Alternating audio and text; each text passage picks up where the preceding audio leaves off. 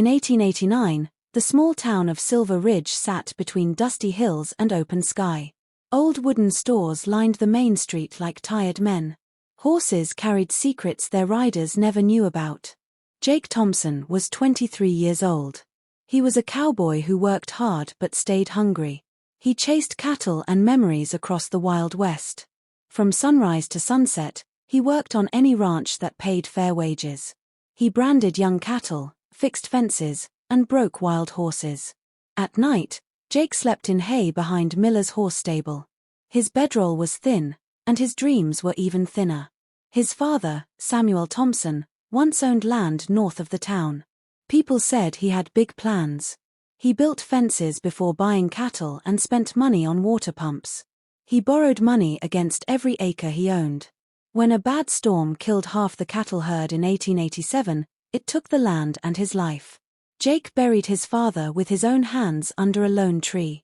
Then the debts came like an army. Bank notes, unpaid ranch workers, and gambling debts to men who never forgot. Now Jake chased wages that disappeared faster than his worn-out boots. But he never complained out loud. Cowboys didn't do that. One evening, while fixing a broken gate at Riverside Ranch, a rider appeared. The man rode a dark horse and wore a dust-covered coat and black gloves. He didn't speak. He just handed Jake a sealed envelope and rode away. The envelope was cream-colored with fancy edges. It smelled like lavender and gun oil. Inside was a folded note written in elegant handwriting. Mr. Thompson. Supper. Rosewood Range. Tonight. Come clean. Come quiet. Asterisk. There was no signature, but Jake knew the name Rosewood well.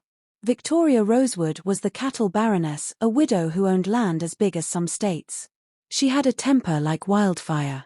People said she hadn't come to town in over 5 years. Jake stared at the note for a long time.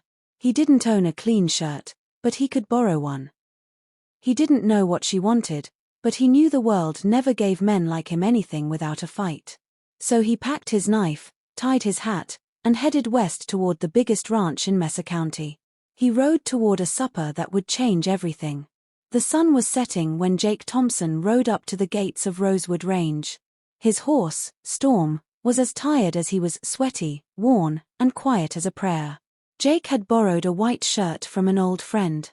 The sleeves were too short, the collar too tight. He had shined his boots with spit and combed his hair for the first time in weeks. He felt like a young horse trying to pass as a prize stallion. The ranch gates were made of iron, painted black, and shaped like twisting rose vines. In the center was a symbol of a coiled rattlesnake under the letter R, the Baroness's mark. A ranch hand met him at the gate. The man was big, silent, and wore his gun like he was born with it. He said only one thing: "She's waiting." The main house rose like a temple on a hill. It had a wraparound porch, thick pillars, and a wide wooden door carved with roses and rifles. Inside, it was colder than Jake expected. Marble floors, gaslit chandeliers, and paintings of horses, storms, and dead-eyed men in Civil War uniforms lined the walls. Servants moved like ghosts, neat, quiet, and efficient. No one spoke to him. Then the doors opened to the dining hall. She was already sitting at the far end of a long oak table. The table was polished so fine it reflected candlelight like water. Victoria Rosewood wore a dark purple riding dress with silver buttons. Her hair was tied up under a black lace veil, and she wore rings on every other finger. Her face was pale, stern, and untouched by time or mercy. "Mr. Thompson," she said without standing. "You came." "Wasn't sure if I had a choice," Jake replied, voice low, hat in hand. "You always have a choice," she said. "You just don't always like what happens if you say no." Jake sat down slowly. The silverware gleamed. Roast deer, fresh bread, and a bottle of red wine so dark it looked black under the light filled the table. "Do you know who I am, Mr. Thompson?" she asked, hands folded like she was praying. "I know what folks say," he answered. "That you're rich, mean, and more dangerous than a drought." She smiled just barely. "Good. Saves me time." She poured herself wine but didn't offer him any. "I brought you here because I need a husband," she said like she was ordering supplies. And you need something too. Jake blinked. Beg your pardon? Marriage. Legal. Immediate. 1 week after that, we part ways. Quietly. Cleanly. He stared at her like she'd asked him to rope a tornado. Why me? Because you're poor, decent, and forgettable. I don't know whether to be flattered or insulted, Jake muttered. Try both, she said, sipping her wine. Say yes, and you'll never owe another man again. Say no, and I'll have my cook send you home with leftovers and a broken opportunity. Jake sat there, fork untouched, heart pounding. He wasn't a man who rushed decisions.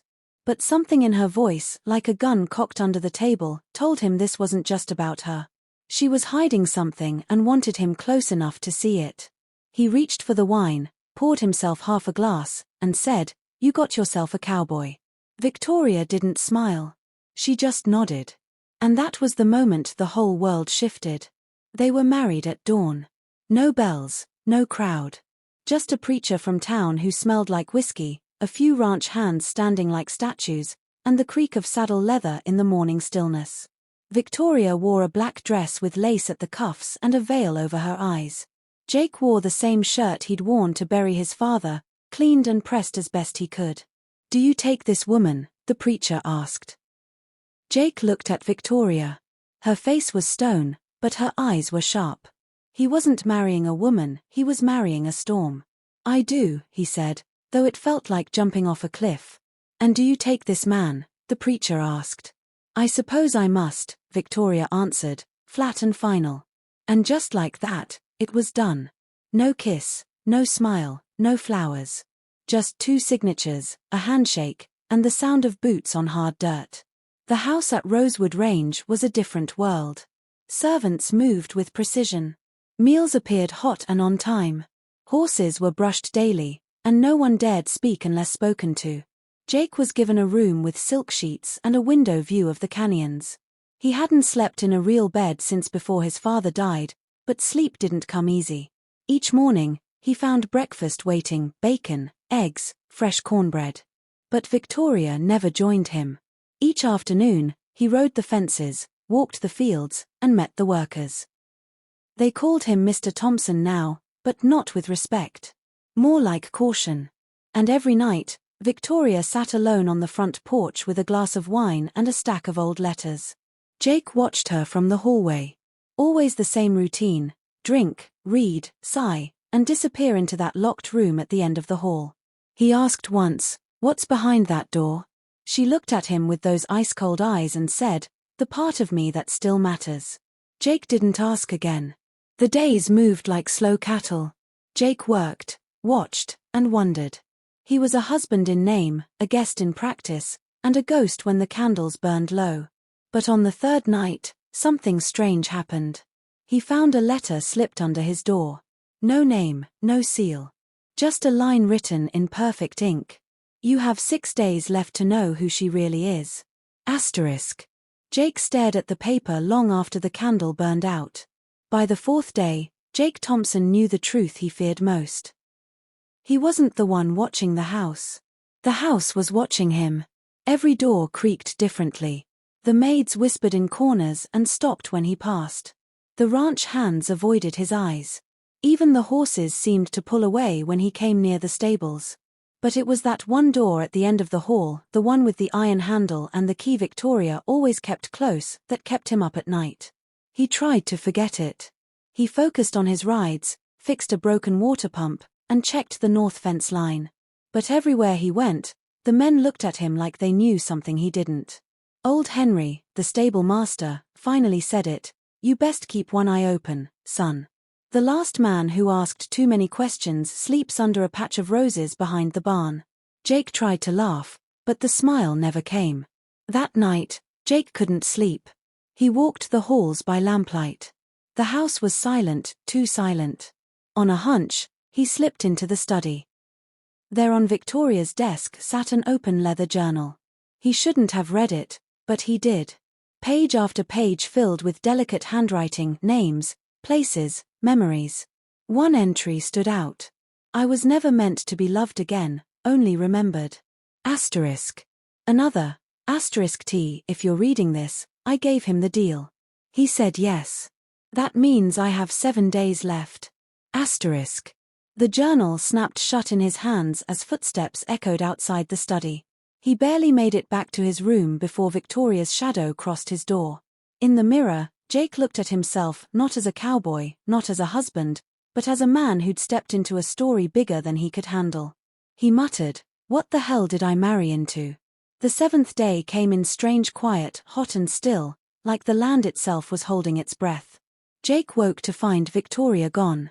Her side of the bed was untouched. Her wineglass on the porch was half full. No staff, no horses saddled. Just silence. The entire ranch had changed. Doors were open, windows were open, and wind moved through like a whisper too loud to ignore. And then the door at the end of the hall was open. Jake stepped inside.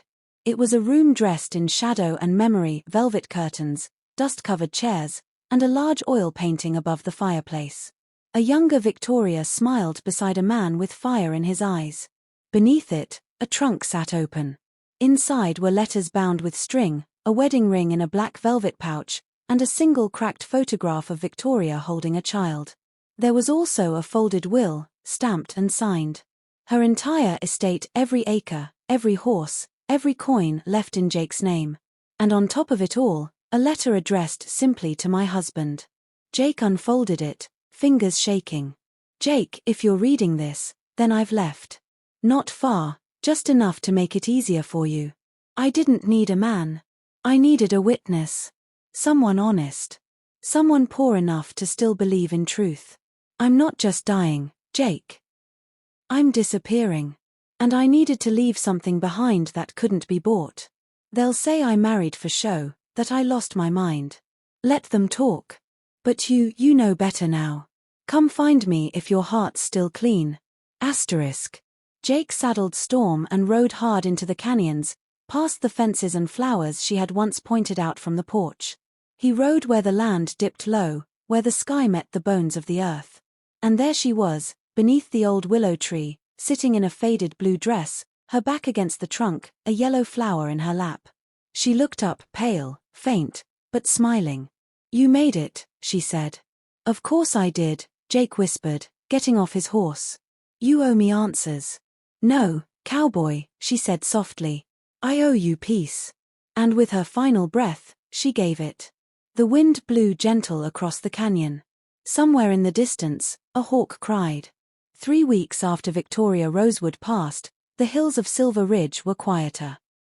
Jake Thompson buried her beneath the old willow tree, just as she'd asked. No sermon, no procession. Just the sun, the wind, and a cowboy who understood now why love doesn't always look the way it's supposed to. The townspeople had plenty to say. He tricked her, some whispered. She was crazy, others guessed. She cursed him, left him with land too large and lonely for one man to run. But Jake didn't care. He rode the fences every morning. He cleaned her study himself. He read every journal she left behind, every letter she never sent. The ranch changed slowly. He paid the workers twice what they earned before. He gave the maids real rest days. He even fixed up the bunkhouse for the orphans working in the rail camps. And then he built the schoolhouse right in the center of town, small, red brick, with white shutters and a bell that rang true at 7 a.m. sharp. Above the front door, carved in clean iron letters, were the words, "The Victoria Rosewood School for Frontier Youth."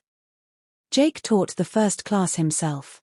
He wrote lessons by candlelight and taught them history, numbers, and how to ride a horse with honor. Sometimes at dusk, he'd ride out to the canyon alone, sit by her grave, and talk to her like she never left. "I still don't understand all of it," he'd whisper. "But I reckon that's all right. You gave me more than I ever thought I'd have." And as the sun dipped low behind the hills and the grass whispered in the wind, Jake Thompson, cowboy, husband, heir, would tip his hat to the past. Not to mourn it, but to honor it. And the Rosewood name lived on. Not in gold, not in cattle, but in children's laughter and quiet truths passed from one dusty soul to another.